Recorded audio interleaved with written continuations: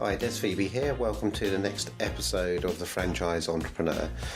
Now, I did an episode a couple of weeks ago relating to the BFA and their relevance, and I thought it only fair to now do a follow-up on that regarding their reply, which they kindly did reply to my podcast and my posts. And I think it's only fair and reasonable that I should follow this up and actually come back with some of their responses, which were all very interesting and quite positive. I obviously got a few bits of feedback that were less than complimentary, but that's part and parcel. That's fine. And what I would like to say is that my podcasts are my opinions based upon my experiences. Now, obviously, other people have different experiences, particularly with a subject like the BFA. Some will clearly have positive experiences with them. Mine were less than so. So I just want to clarify that, that not everything that the BFA does and everything that I commented on is negative. They obviously do a lot of good work and have done a lot of good work over 40 odd years. However, times are changing.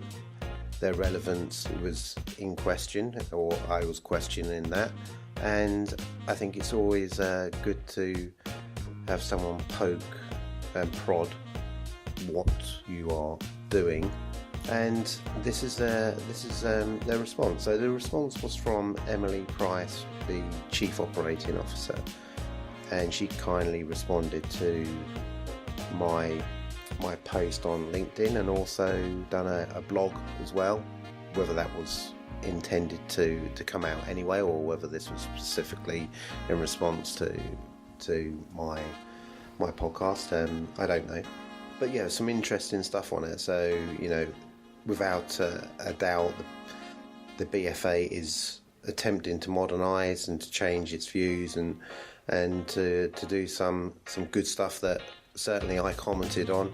The online education side of it is good, and in fact I actually recommend this to my franchisees and also my master franchisors for real background information on franchising, just to kind of brush up on the basics of franchising, give themselves a good insight into franchising, and it covers a lot of the basic side of things, both from a franchisee point of view and a franchisor. That's all good stuff. Classroom evidence training, it's not something that I've done, but in theory that looks pretty good, particularly for probably franchisees. Conference programs. Now, I've always had an issue with their conferences. I've been to a number of them. I've been to a number of their exhibitions. I've found them, once you've done one, you've pretty much seen most of them. They tend to be very repetitive.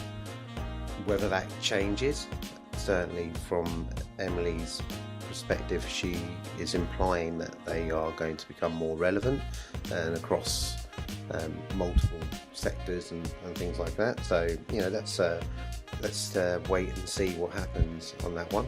Obviously, the BFA does have access to a lot of surveys and can identify trends, and that's all good information for any franchisee or franchisor to have. And then she mentions something called the Franchise Gym, which is, or sounds like it's something like a work in progress. I'm not too sure about how that works, whether that's kind of educational towards the franchisee or franchisor. I'm not too sure about, but it's again something that they seem to be working on. But I think one of the biggest things that I'm most interested in is the BFA education in schools and universities, and trying to tie themselves in closer with education and promoting franchise at a younger age, which is obviously something that I've really kind of wanted to promote myself, and working with the local university in Chester and hoping to do something myself direct with them and really kind of introduce people at a younger age into the opportunities that franchising can bring, because I think it's a terrific opportunity that is overlooked by so many young people that don't really see it as an opportunity for a career until, funny enough, until they get into later life when they become more exposed to franchising. So I think anything that the BFA can do there, they've obviously got the platform to be able to do that in a much bigger way than I could certainly do on a local perspective. But that doesn't mean to say that as a franchise based in Chester, that I shouldn't go ahead and do this anyway, because it's something close to my heart, and I think it's something that certainly the university is very keen on, and I think I can add an awful lot of value with my experiences within franchising. So that's certainly something that I'm going to keep on pushing and promoting. But yeah, hats off to the BFA for taking that on board. It's long overdue. It should be, I think, mainstream education if at all possible, and if it's not, then the BFA should be reaching out in other ways to try and promote people or expose younger generations to the opportunities of franchising. There was an interesting column or section regarding promotion for all who commit to the cause. Now, I'm not too sure exactly what that means, but I would be a little bit concerned about that. That seems a little bit more of the same of what they currently do. Sign up to their agenda. Campaigns will be run to expand the reach using only our accredited advisors and franchisors. Unfortunately, that does seem a bit similar to what they currently do. Basically, once you get involved with the BFA, you do get passed around from one consultant or from one agency or one element of the BFA to the other, or accredited advisors, as they like to call it. So basically, you'll get pushed towards some of the consultants, which will have their BFA qualification. You'll get pushed towards their HR franchise accredited advisor. You'll get pushed towards their franchise recruitment for franchisees, which is all just very much the same. And this is where I have a slight problem with it, because a lot of these things are not necessary for a franchisor in their early stages, and that's where you have to be very wary of how deep you get involved with the BFA. You could find yourself spending an awful lot of money before you've even got your first business up and running. So not too keen on that side of things. Maybe I'm misreading what they're saying, but let's I'll give them the benefit of the doubt on that and see how that materialises. A quote saying, "No longer at the heart of the industry, but is at the forefront of innovation and leading the way." Well, I think that's yet to be seen. They're certainly making inroads into changing and modernising their approach. Let's see where this takes us. Is it a case of repackaging of the same ideology and the same products? I hope not. For everyone's benefit and everyone's future that's involved in franchising, it's not in anyone's interest for what is perceived to be the governing body, albeit self-appointed, to become irrelevant or to lose its influence in terms of checks and balances on the industry. The last thing that any of us wants or needs is for it to become to be legislated by the government and all that comes with it in terms of its red tape and bureaucracy. That would undermine everything I believe in and aspire to within the industry. A free-spirited franchise entrepreneur and an entrepreneurship full of opportunities, and long may that stay. So for everyone's good, I hope the BFA does do the things it's proposing to do.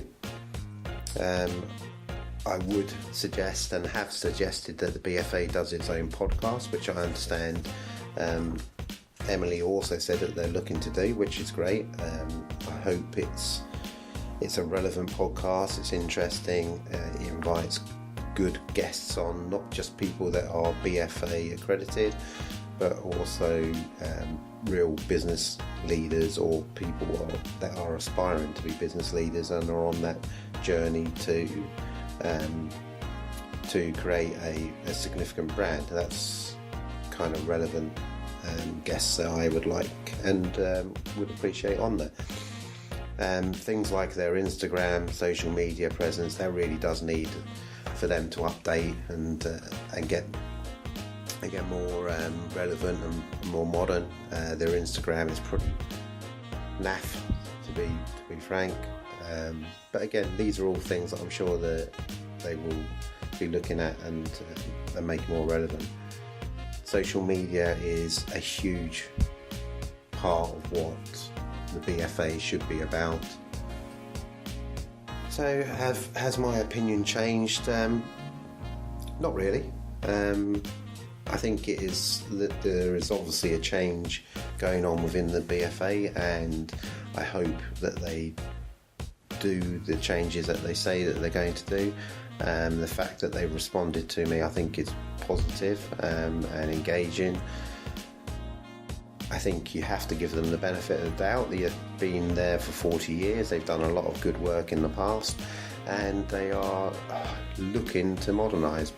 But I am a little concerned that they may just be repackaging a lot of the same products and ideology. But let's see. If I was a new franchisor or looking to create a concept or my first moves into franchising, would I use the BFA, and would I recommend people use the BFA? Yes, I would. I would recommend people use the BFA to a point, as they stand at the moment. Use the BFA as an introduction to franchising, absolutely.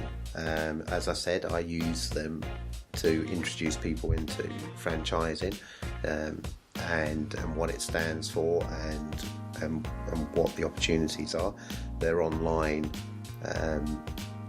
courses is good as an introduction, so I definitely recommend people to pop online and have a look at any of their free content that they've got. You know, free content is great. You know, it's whether it's from the BFA or whether it's from someone else. You know, if you're new to the industry, you should lap that up and take as much of that on board as you possibly can. It's better than paying for that content. So definitely have a look at that. Do their online courses. Take what is on offer for free. There's certainly no harm in doing that. Go to any relevant seminars that you may think will help you clarify your strategy, but steer clear of the ones that are not relevant to your stage of development. There is no point in you going to a advanced master franchise course that's all about big brands becoming a major brand when you are only opening up your first store. So don't get sucked into doing and spending too much time doing irrelevant seminars, and be conscious of the ones that are relevant to clarify your mindset and your strategy. Ones that are held by the banks, so you know, NatWest do a lot of sponsored seminars, etc. In general, I've been to a number of those and found, again, them very repetitive. So once you've done one, you probably don't need to do any more. If you are in need of financing in your early stages, so basically, you know, right at the beginning, then first and foremost, I think you really should be thinking twice about introducing financing into your business at that early stage. You know, but if it is something that you have to to consider, then certainly getting a good bank that is familiar with franchising and has strong ties with the BFA is a sensible move to do at that point. Later stage finance, there are lots of different options for you, so and take different forms in terms of asset finance or going via franchise finance. Not all of the accreditations and that work within and work closely with the BFA. I'm not suggesting for a minute you don't use all of them, or I'm painting all of them with the same brush. Franchise finance has been very useful to us in the past, and introducing franchisees and their contacts within the industry, and they can get good deals for your franchisees. So certainly they are one of the ones that you can certainly look at in the past, and should look at in the past, and keep as an option for yourselves in order to help yourself and your franchisees as you scale. Continue your education. Your education can take a lot of different forms, and you do not make the BFA central to everything that you're doing. And that's basically what I'm saying, is that they are good for certain things, and in my opinion not great for other things. What you don't want to do is get into the merry-go-round of the BFA, where you're getting passed from one accredited BFA member to another. You need to be picking and choosing what it is that you need from the BFA. There's a lot of, as I said, free information. You do not need to be a member in order to get a lot of that information. You do not need to be a member to go to people like Franchise Finance, etc. As I said, there are more important things than making BFA central to do everything that you do. Continue your education, do your personal branding right from day one, your personal branding, your social media, listen to podcasts, read books on franchising. There is so much free information out there that will help you along the journey. And one of the big things I think you should do, probably that will be of bigger use to you than anything else, will be get yourself a mentor. Find a mentor, not a consultant. Do not confuse the two, they are not the same. Find someone that's in the industry that you're in and is in a position that you wish to aspire to. So they're already doing and already are at a level where you are aspiring to be. But maybe only a couple of runs up the ladder. There's no point going to a mentor that is probably 10 years ahead of where you are currently. You need someone that's potentially maybe 2 or 3 years ahead of where you are and where you want to aspire to, so they can help you along the road and hold your hand on many of the pitfalls that you're likely to come across. I would far in a way more recommend that approach than taking on a consultant. Join the BFA. It certainly or should not be central to, I think, your planning or what you're looking to do. Don't spend too much time deliberating on it. Is it something that you should do or not do? I really don't have any real strong opinion on it. It's certainly not going to hurt you being a member, as long as it's not occupying too much of your time. It won't hinder you being a member, but be very conscious that you don't enter the merry-go-round that the BFA can suck you into in terms of moving you around from one associate member to another. So in summary, thank you to Emily Price for reaching out and responding. Clearly the BFA is well aware that it needs to modernise and change and become more relevant. it clearly recognises this, and that's one of the reasons why they are changing the way in which they do things. How successful that is, only time will tell. I hope they do the things that they've said that they're going to do. I'm particularly interested in their educational part of it. I really hope that comes to fruition. But has it really changed my opinion of the BFA as it stands? No, it hasn't. But I'm happy to be proven wrong. Would I recommend the BFA going forward? I think it does you little harm, but will probably not help you significantly. Use them for what they are as a good introduction into franchising, but do not make them central to your strategy or your business plan. There are far more important areas you should be focusing your time on. So if I had to give you one major piece of advice from this podcast, and you are a new franchisor or looking into becoming a franchisor, and that is to find yourself a mentor that is 2 or 3 runs up the ladder from where you are and where you'd like to aspire to. They are far more relevant and will be far more beneficial to you than a consultant or anything that the BFA can probably do for you.